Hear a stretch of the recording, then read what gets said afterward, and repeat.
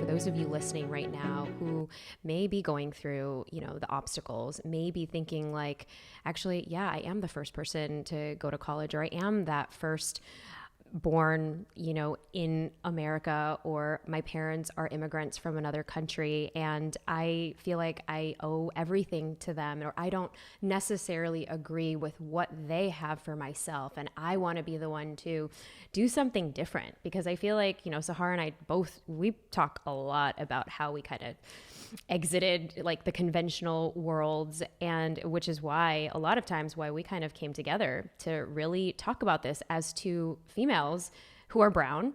And, and I think that's such a great testament to the opportunity that lies for each of you listening to this, is you can be that leader of your community. I mean, and also DCI, I feel like, gives you the tools, because we even talk about the nuances among the cultures that a lot of people come in with, and some of the barriers that we need to break, but also kind of doing it with a gentle grace and compassion for themselves, that they're not going to just let down their families, but that they're going to just honor their truth. And which is the next kind of segue that I want to, lead into. For what advice do you have for people who are kind of like, well, I don't know if like coaching is, the career path that I ever want to take. But this sounds really interesting. What advice do you have for them? So with anything in life, if you want to learn to master something, you go to a teacher training, right? When I wanted to learn about yoga, I did yoga teacher training. When I wanted to learn about breathwork, I did breathwork training. It's just the ultimate way to really dive deep into something, because you learn what it's like on the other side. So if you are someone that's interested in spirituality, you're someone that's interested in stepping into your soul's purpose, you're someone that's interested in having just a supportive community and environment. Maybe you don't know if you want to actually be a coach, or you want to write books, or you want to maybe just stay in your job but just have a deeper awareness of who you are. This is the ultimate container for you, because you're going through this entire process yourself.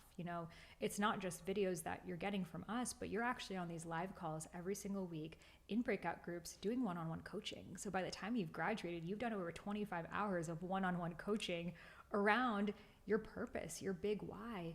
So just having that experience on its own is unparalleled to anything else. We at DCI are the only school in the world that's really focused on your soul's purpose. So maybe you're just at, the edge of your life that you're wondering what's next and you don't really know. This will be that portal of transformation that will help guide you there.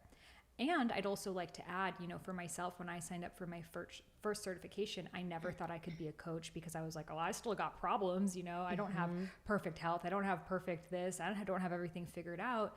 And the limiting belief is, how can I coach others if I'm not totally healed? Yep, that's a big question we get. And I'd love for people to really ask themselves that question of, what does totally healed look like? When do you know you're totally healed? Does Tony Robbins show up with with balloons? You are healed. You can move on and coach others. The way that we heal ourselves is through sharing the lessons that we've learned. Being of service is how we heal.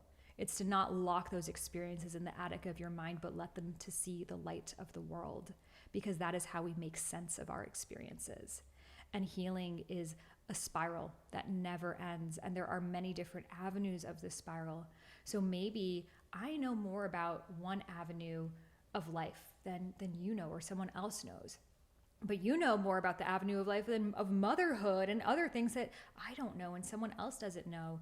So we're all on these different ladders of life, and it's not about getting to the end of the ladder, because it never exists, but it's, what ladder am I maybe like 3 steps ahead of someone else? So to know is, who was I 3 years ago, and who did that person really need? And in fact, when you're still like just coming out of the weeds of things, you're more relatable to that person. Because imagine if I was coaching people on anxiety. I'm like, yeah, 20 years ago, I remember being anxious. To be honest, I don't really remember what it's like, but, I got my PhD in it. So, versus like, I still wake up with anxiety every day, and here's what I do to help. And that's what people want. They don't want people who are a million miles away from the problem, but they want people who've come out of it on the other side, and to know in this day and age, which looks very different than in day and age of even last year, what does that look like for you?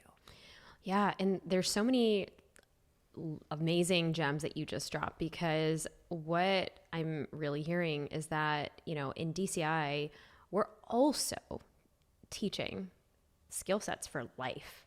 Because even if you're thinking about this and you're kind of like, well, yeah, I don't really have a community right now that supports me, or I don't really know who to talk to about my dreams and my hopes and the things that I kind of want to do secretly. Like, you're listening to this podcast and you're being brave, and you're being brave in your actions and your conversations and maybe even in your relationships. But perhaps you don't have that community of support that's like bringing you to that next level, that's bringing you to your next chapter. This is where a lot of people come and find DCI. And from that, you do learn how to hold space and be present in front of other people, also sharing and also being vulnerable. And you're also learning skills like confidence to be able to be seen, because a lot of times we want to be seen, but then we hide in a corner, or we don't turn our camera on if we're doing a training, or we just do it passively while we're doing 50 other things. We have requirements where we're asking you to be the best version of yourself, the highest version of yourself. And by the end of it, I mean, I get chills every time just listening to all of the testimonials that people have, because it actually helps them also with their conversations with their family members. A lot of times they're also improving their skill set, whether or not they want to speak on stage, but being able to present inside of their communities because they learned it from DCI. And even just the mere fact of just being able to say no, like how to have boundaries with yourself. And so, you know, regardless, if you then take these skills to become a coach, you're learning these skills to actually be listening like a coach, and to actually show up differently in the communities that you serve. And a lot of times that then leads you to making really big shifts in your life, which you know, makes a lot of people then want to say, how can I add coaching in my company? Or how can I actually add this modality into and introduce this to the family members or the friends that I've grown up with? And maybe you realize that, you know, your community you've kind of outgrown, and then you have this like brand new community, which is what happens with so many of our DCI students. See you next time at the Brave Table.